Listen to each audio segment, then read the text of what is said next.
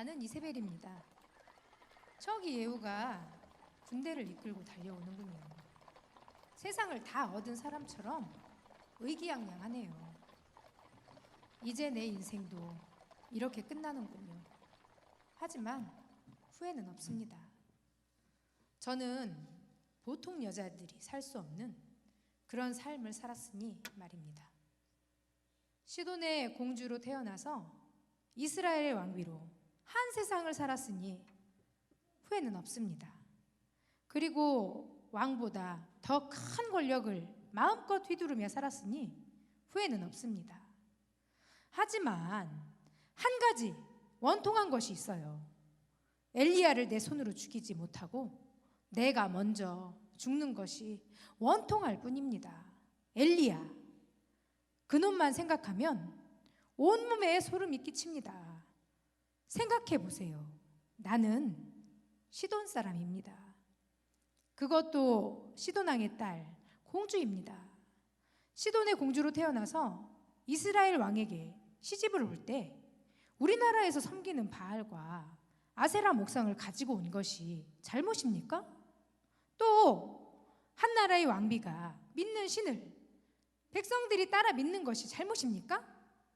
그리고 왕비가 믿는 신을 왕비의 권력으로 지원하고 후원하는 것이 잘못입니까? 물론 이스라엘은 하나님만 섬기는 나라인 것을 내가 압니다.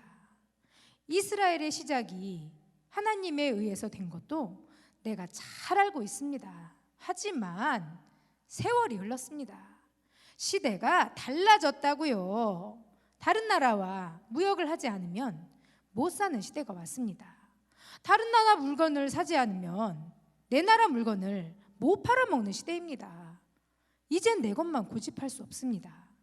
이스라엘이 하나님만 고집하려면 다른 나라와 일체의 관계를 끊고 살아야 합니다. 이스라엘 사람끼리만 만나고 이스라엘 사람들끼리만 결혼하고 이스라엘 사람들끼리만 장사하면서 살아야 한다고요. 그런데 그렇게 할 수 있어요? 할 수 있냐고요. 내가 시돈의 공주인데 왜 이스라엘 왕 아합에게 시집 왔겠어요? 이젠 이스라엘도 하나님만 고집하며 살 수 없다는 것을 인정하는 겁니다. 외국의 문명을 배우고 받아들이지 않으면 외국 군대의 침략을 받아서 이 지구상에서 사라지고 마는 겁니다. 신도 마찬가지예요. 언제까지 유일신 타령만 하겠습니까? 하나님만 믿고 살라고요? 이스라엘 밖에는 수많은 나라들이 있고 그 나라들마다 다 제각각 신들이 있는데도 하나님만 믿으라고요? 어림없는 일입니다. 저는 내 나라 신을 믿을 겁니다. 농경의 신인 바알과 풍요의 신인 아세라를 믿을 겁니다. 그리고 우리 아버지 엣바알은 본래는 바알 제사장이었습니다. 그러다가 아버지가 쿠데타를 일으켜서 시돈의 왕이 되었거든요. 저는 아주 어릴 적부터 바알을 믿고 살았기 때문에 바알을 믿지 않을 수 없습니다. 그리고 그래도 내가 왕비인데 내가 믿는 신이 이스라엘에 와서 홀대를 받으면 내 체면이 무엇이 되겠습니까? 그래서 나는 이스라엘의 수도인 사마리아에 아주 큼직하게 바알 신전을 세웠습니다. 그리고 온 나라 백성들에게 바알 신을 믿고 아세라를 믿으라고 명령했죠. 이스라엘 구석구석에 바알의 신상과 아세라 목상을 세웠습니다. 그리고 하나님을 믿는 제사장과 사람들을 핍박했습니다. 시간이 지나면서 이스라엘에 자기들의 신인 하나님을 믿는 사람보다 바알을 믿는 사람들이 더 많아졌습니다. 하나님의 제사장보다 바알의 제사장이 더 많아졌죠. 당연한 일 아니겠어요? 왕비인 내가 바알 신을 믿고 또 그 제사장들과 신도들을 적극적으로 후원하는데 이렇게 순조롭게 이스라엘의 바알과 아세라가 퍼져나가고 있는데 갑자기 엘리야가 나타났습니다. 나 때문에 하나님이 진노하셨다면서 앞으로 3년 동안 이스라엘에 비가 안 올 거라는 겁니다. 나 때문에 웃기고 있죠. 저는 처음에는 신경도 안 썼습니다. 그런데 여러분, 정말 비가 안 오는 겁니다. 비가 안 오자 온 나라가 흉년이 들었습니다. 민심이 나빠지고 백성들의 원망이 높아졌습니다. 이대로 두었다가는 정말 나 때문에 흉년이 들었다는 말을 듣게 될 것 같았습니다. 그래서 군대를 풀어서 엘리야를 죽이라고 명령했습니다. 그런데 글쎄 이 엘리야란 놈이 나 모르게 몰래 숨어서 왕을 만났지 뭡니까? 그리고는 갈멜산에서 바알 선지자와 아세라 선지자들과 내기를 하자는 겁니다.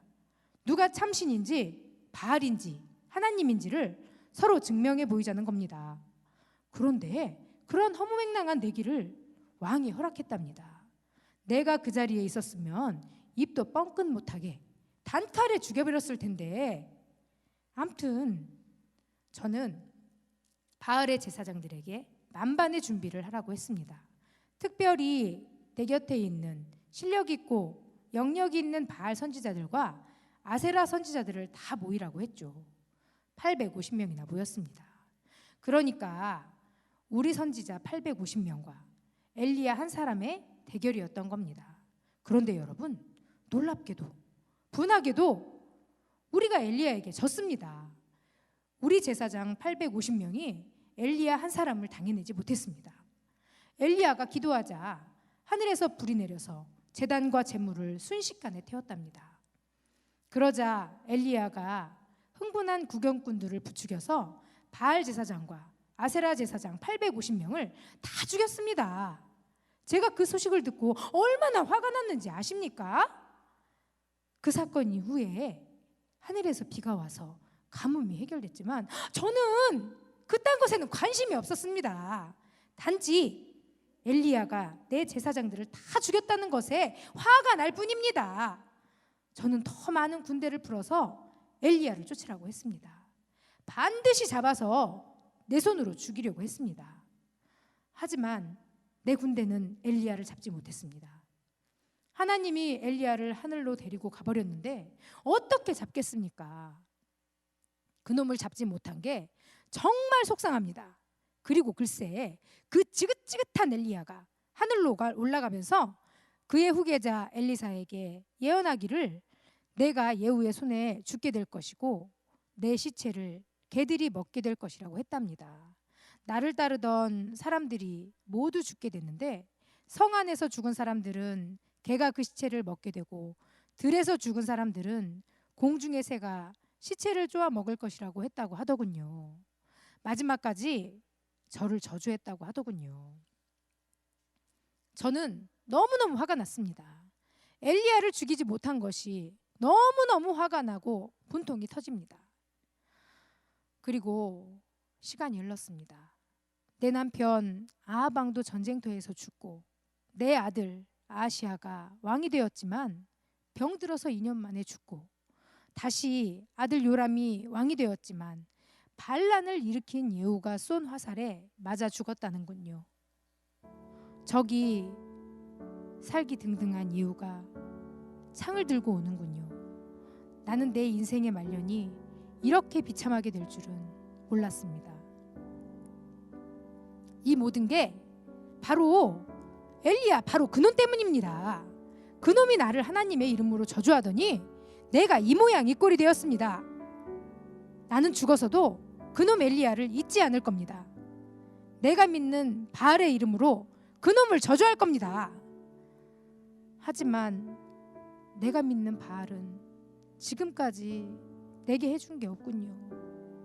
엘리야의 하나님은 엘리야를 하늘로 데리고 갔다는데 내가 평생을 믿고 후원한 바알과 아세라는 이 위급한 상황에서도 침묵하고 있군요.